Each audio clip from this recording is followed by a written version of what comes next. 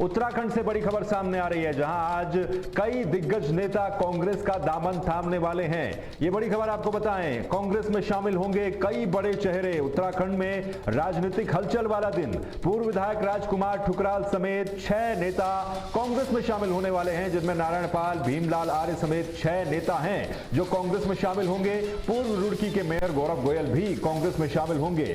दिल्ली कांग्रेस मुख्यालय में यह पूरा कार्यक्रम आयोजित किया जाएगा, जहां पर इन सभी नेताओं को कांग्रेस की सदस्यता दिलाई जाएगी। तो राजनीतिक घटनाक्रम के लिहाज से शनिवार का दिन काफी महत्वपूर्ण दिन, जब नई दिल्ली में कई बड़े चेहरे उत्तराखंड कांग्रेस का हाथ थामेंगे। इन चेहरों में कौन कौन से नाम शामिल हैं वो भी आप जान लीजिए। पूर्व विधायक राजकुमार ठुकराल, जो कि रुद्रपुर से पूर्व विधायक रह चुके हैं और ये बीजेपी में थे, बीजेपी से नाराज होकर के इस्तीफा दिया था, बहुत समय से किसी दल में नहीं है, लेकिन अब कांग्रेस के होने वाले हैं। इसके अलावा सितारगंज विधानसभा क्षेत्र से नारायण पाल, जो पूर्व में यहां से चुनाव लड़ चुके हैं, वो भी कांग्रेस में शामिल होने वाले हैं। घनसाली से पूर्व विधायक और एक बड़े चेहरे के रूप में जाने जाने वाले भीमलाल आर्य भी कांग्रेस में शामिल होने वाले हैं और कुल नेताओं की संख्या 6 है, जिनको कांग्रेस पार्टी की सदस्यता दिलाई जाएगी। 2022 में रुद्रपुर से टिकट न मिलने के चलते पूर्व विधायक राजकुमार ठुकराल नाराज हुए थे, बीजेपी की सदस्यता से इस्तीफा दिया था। सितारगंज के पूर्व विधायक नारायण पाल, जो कि बीएसपी में भी रहे, फिर कांग्रेस में गए, लेकिन 2022 में इनको टिकट नहीं मिला, तब इन्होंने कांग्रेस छोड़ दी थी।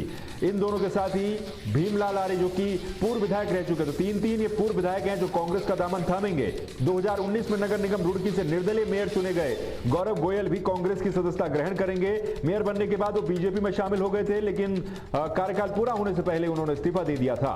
इसके अलावा भीमताल विधानसभा पर भी नजर है, जहां से लाखन नेगी ये भी कांग्रेस में शामिल होने वाले हैं और मसूरी के पूर्व नगर पालिका अध्यक्ष रहे अनुज गुप्ता भी कांग्रेस में शामिल होने वाले हैं। तो ये कुल मिलाकर के 3 पूर्व विधायक हैं इसमें और एक पूर्व में मेयर रह चुके हैं, नगर पालिका के अध्यक्ष रह चुके हैं। तो इन सभी को कांग्रेस कमेटी के कार्यालय में राष्ट्रीय नेताओं की मौजूदगी में कांग्रेस पार्टी की सदस्यता दिलाई जाएगी। गणेश गोदियाल भी उसके लिए दिल्ली रवाना हो चुके हैं। तो आज का दिन उत्तराखंड में एक बड़ा राजनीतिक घटनाक्रम और पूरी तरह से फोकस कांग्रेस का 2027 के विधानसभा चुनाव पर है, जिसको देखते हुए ये ज्वाइनिंग काफी महत्वपूर्ण मानी जा रही है। यह भी अंदाजा लगाया जा सकता है कि घनसाली विधानसभा से भीमलाल आर्य की अगर ज्वाइनिंग हो रही तो संभवतः क्या उन्हें टिकट भी दिया जा सकता है। राजकुमार ठुकराल क्या एक टिकट देने वाले कैंडिडेट साबित हो पाएंगे। इसके अलावा नारायण पाल भी सितारगंज से पूर्व विधायक रह चुके हैं। तो ये एक महत्वपूर्ण खबर कांग्रेस के लिए भी है और उत्तराखंड की राजनीति के लिहाज से भी, जहां कुल 6 नेता कांग्रेस में शामिल होने वाले हैं, जो कि एक तरह से उत्तराखंड कांग्रेस को मजबूती भी देंगे।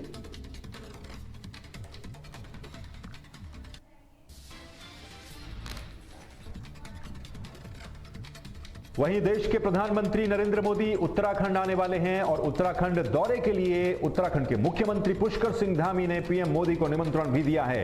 एक और महत्वपूर्ण अपडेट इस पूरे मामले में यह आ रहा है कि कई योजनाओं का लोकार्पण और शिलान्यास प्रधानमंत्री नरेंद्र मोदी के द्वारा किया जाएगा।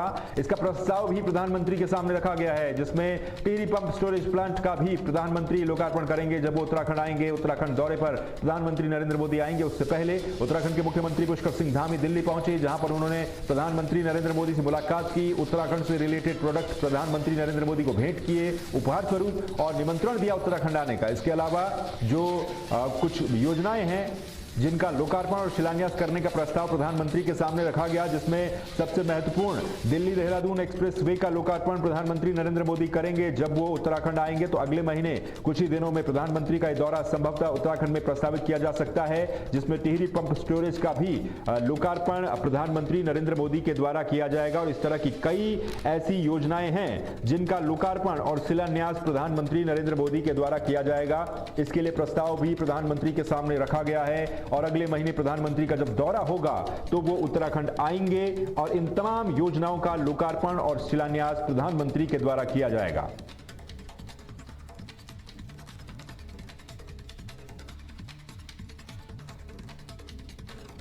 उत्तराखंड सरकार से जुड़ी हुई एक और बड़ी खबर आपको बता दें। उत्तराखंड में जो कैबिनेट मंत्री हैं उनको जिले के प्रभार नए सिरे से सौंपे गए हैं। मुख्यमंत्री पुष्कर सिंह धामी ने प्रभारी मंत्री के तौर पर सभी नए मंत्रियों की और जो पुराने मंत्री भी थे उनकी नियुक्ति की है। एक तरह से कहा जा सकता है कि पहले कैबिनेट पूरी नहीं थी, 6 मंत्री थे और एक मंत्री के पास 2-2 जिलों का प्रभार था, लेकिन अब हर मंत्री को अलग अलग जिलों का प्रभार सौंपा गया है।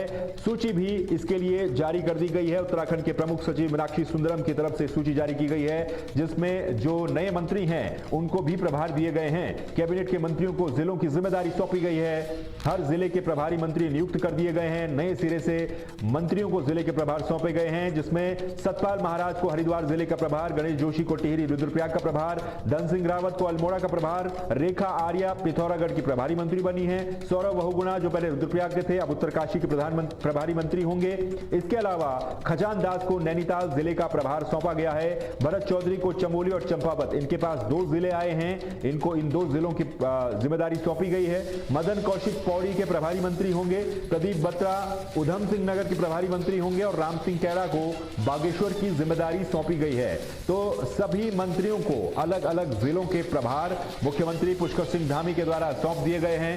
कहा गया है कि अलग अलग जिलों में विकास कार्यों को गति मिल सके, तेजी के साथ विकास कार्य डेवलपमेंट के काम हो सके, इसके लिए सभी मंत्रियों को अलग अलग जिलों के प्रभार सौंपे गए हैं।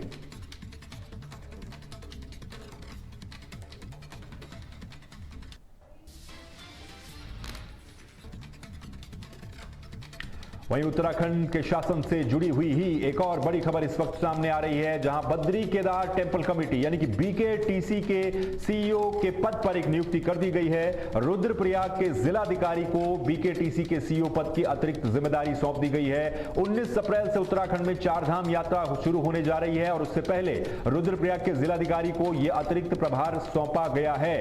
पूर्व सीईओ की प्रतिनियुक्ति समाप्त करने के बाद यह पद खाली चल रहा था बद्री केदार मंदिर समिति में, और अब रुद्रप्रयाग डीएम को बद्री केदार मंदिर समिति के सीईओ की जिम्मेदारी दी गई है। पूर्व सीईओ की प्रतिनियुक्ति समाप्त कर दी गई थी, जिसके बाद यह पद खाली हो चुका था और अब इसके लिए शासन स्तर पर तैयारियां लगातार तेज की जा रही थी, क्योंकि 19 अप्रैल से अगले महीने उत्तराखंड की प्रसिद्ध 4 धाम यात्रा शुरू हो जाएगी और 4 धाम यात्रा में व्यवस्थाओं की कोई कमी न रहे, अव्यवस्थाएं न फैलें, इसके लिए शासन स्तर पर तैयारियां लगातार चल रही थी जब से यह पद खाली हुआ। और अब रुद्रप्रयाग के जिलाधिकारी को इसकी अतिरिक्त जिम्मेदारी सौंप दी गई है। तो ये एक और बड़ी खबर उत्तराखंड शासन से जुड़ी हुई, जहां पर बद्री केदार मंदिर समिति के सीईओ की जिम्मेदारी रुद्रप्रयाग डीएम को सौंपी गई है।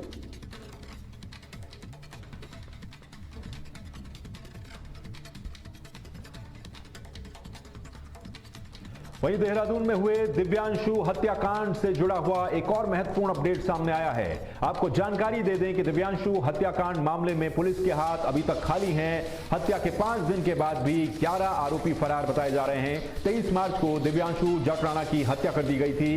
दिव्यांशु हत्याकांड में कुल 15 आरोपी शामिल थे, जिनमें से 11 आरोपी अभी भी फरार बताए जा रहे हैं और आरोपियों के खिलाफ अब इनाम घोषित करने की तैयारी भी पुलिस के द्वारा की जा रही है। 11 आरोपी 5 दिन के बाद भी पुलिस की गिरफ्त से बाहर हैं। सभी आरोपियों के खिलाफ गैर जमानती वारंट भी जारी किया जा सकता है, इसकी तैयारी भी पुलिस के द्वारा की जा रही है।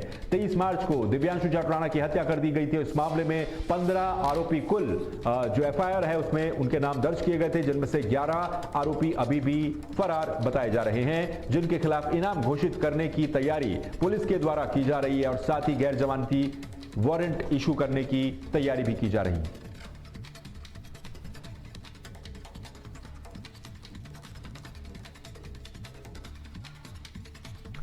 वहीं नेपाल से एक बड़ी खबर सामने आ रही है, जहां पर नई सरकार के गठन के बाद नेपाल के पूर्व प्रधानमंत्री केपी शर्मा ओली को गिरफ्तार कर दिया गया है। यह बड़ी खबर अंतर्राष्ट्रीय घटनाक्रम से जुड़ी हुई। नेपाल के पूर्व प्रधानमंत्री और गृह मंत्री दोनों को गिरफ्तार किया गया है। नई सरकार बनते ही ये कार्रवाई की गई है।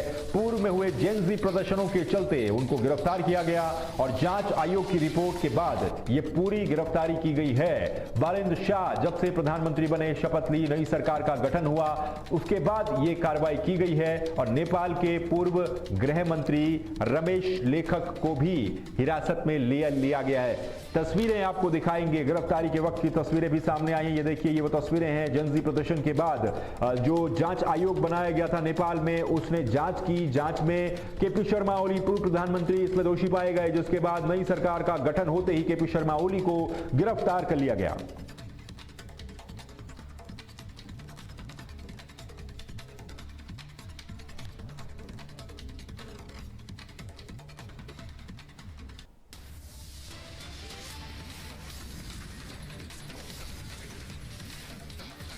वहीं नोएडा के लिए आज एक बड़ा दिन साबित होने वाला है, क्योंकि नोएडा अंतर्राष्ट्रीय हवाई अड्डे का उद्घाटन देश के प्रधानमंत्री नरेंद्र मोदी करने वाले हैं। नोएडा को एक बड़ी सौगात मिलने वाली है और इस उद्घाटन से जो दिल्ली समेत हिंडन एयरपोर्ट है उस पर दबाव कम होगा। प्रधानमंत्री नरेंद्र मोदी आज कार्गो टर्मिनल का भी उद्घाटन करेंगे नोएडा में, और इसके अलावा नोएडा में निर्मित नए अंतर्राष्ट्रीय हवाई अड्डे का भी उद्घाटन किया जाएगा। टर्मिनल भवन का निरीक्षण भी पीएम मोदी के द्वारा किया जाएगा।